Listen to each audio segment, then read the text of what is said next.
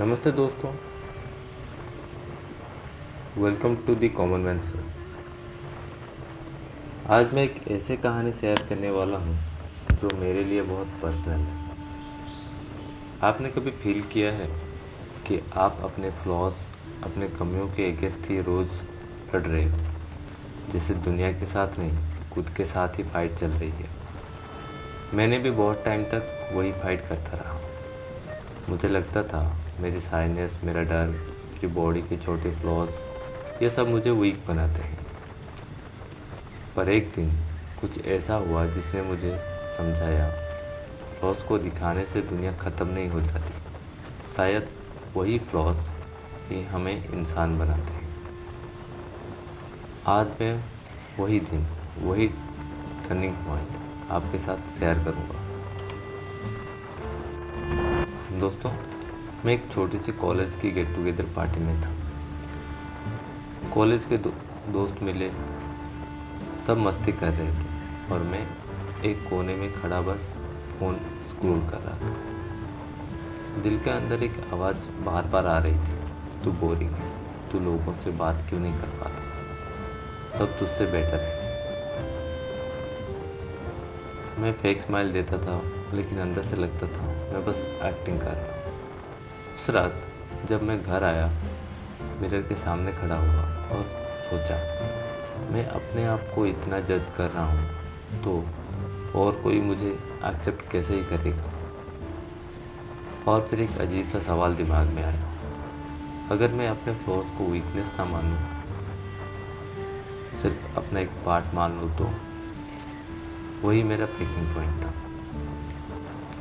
सच कहूँ तो मेरे फ्लॉज बड़ी चीज़ नहीं थी, बस वो छोटी छोटी चीज़ें जो हम सबके लाइफ में होती हैं।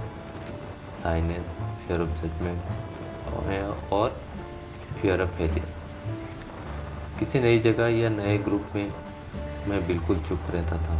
आइस ब्रेक करना तो दूर, अपना इंट्रो भी ऑकवर्ड लगता था। मुझे हमेशा लगता था लोग मेरे बारे में क्या सोच रहे हैं, जैसे मैं गलत बोलूँगा तो सब हंसेंगे। मैं कोई नया काम स्टार्ट करने से पहले ये सोच लेता था, अगर फेल हुआ तो लोग क्या बोलेंगे। और यही फ्लॉस सिर्फ मेरे अंदर नहीं थी, मेरी डेली लाइफ को भी अफेक्ट कर रहे थे।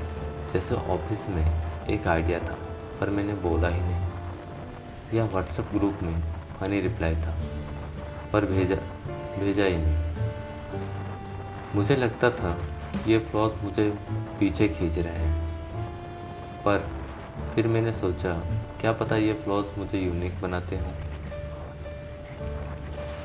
मैंने डिसाइड किया कि छोटे छोटे स्टेप का पहला स्टेप, मैंने एक फ़ोटो डाली जो बिल्कुल कैंडिड थी, बिना फिल्टर, बिना पोज। डर तो लगा लोग जज करेंगे, पर रिजल्ट, कुछ लोगों ने लाइक किया। एक दोस्त ने बोला, ब्रो तो नेचुरल स्माइल में ज़्यादा अच्छा लगता है। दूसरा स्टेप, ऑफिस में जब गलती हुई पहले मैं चुप हो जाता था, लेकिन उस दिन खुद बोला, हाँ ये मेरी मिस्टेक थी। मुझे लगा सब मुझे ब्लेम करेंगे, पर उल्टा लोगों ने अप्रिशिएट किया कि मैंने एक्सेप्ट की, मैंने अकाउंटेबिलिटी ली। उस दिन मुझे समझ आया, दुनिया मेरे फ्लॉज पे उतना फोकस नहीं करती जितना मैं करता हूँ। और सबसे बड़ा रिलीफ ये था, मुझे एक्टिंग करना बंद करने का मौका मिला। वैसे अगर आपको मेरी स्टोरी रिलेटेबल लग रही हो तो एक छोटी सी रिक्वेस्ट है, सब्सक्राइब बटन दबा दो, क्योंकि मैं हर वीक ऐसे ही कॉमन इंसान की रियल स्टोरीज शेयर करता हूँ। अब आगे बढ़ते हैं। जब मैंने अपने फ्लॉज एक्सेप्ट करना शुरू किया, सब कुछ धीरे धीरे चेंज होने लगा। मेरे दोस्त कहते थे, अब तो ज़्यादा रियल लगता है। रिलेशनशिप स्ट्रांग हुई, क्योंकि अब मैं अपना असली वर्जन दिखाता था।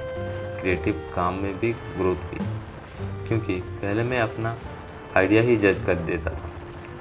अब लिखता हूँ, बोलता हूँ और अगर अच्छा ना भी लगे तो चलेगा। और सबसे बड़ी बात, अंदर का लोड हल्का हो गया। जो एनर्जी में फ्लॉज छुपाने में वेस्ट करता था, अब वो एनर्जी अपनी ज़िंदगी बेटर बनाने में लगाता हूँ। मैं आज भी परफेक्ट नहीं हूँ, अभी भी साइनेस है, अभी भी कभी जजमेंट का डर आता है, पर अब मैं उन्हें एक्सेप्ट करता हूँ। दोस्तों, सेल्फ एक्सेप्टेंस एक दिन में नहीं होती, ये एक जर्नी की तरह है। कभी हाई मोमेंट्स तो कभी लो। अगर आप शुरू करना चाहते हो तो सिंपल स्टेप्स लो। अपने फ्लॉज को लिखो और सोचो, क्या ये मुझे ह्यूमन बनाते हैं? अपने क्लोज दोस्त से अपने इनसिक्योरिटी शेयर करो। आपको लगेगा वो आपको जज करेंगे, पर अक्सर वो कहेंगे, भाई मुझे भी ये प्रॉब्लम है। और छोटी छोटी विंस सेलिब्रेट करो, जैसे ऑनेस्ट रिप्लाई देना, एक अनफिल्टर फ़ोटो डालना। ट्रस्ट में, ये छोटी छोटी चीज़ें ही कॉन्फिडेंस बिल्ड करती हैं।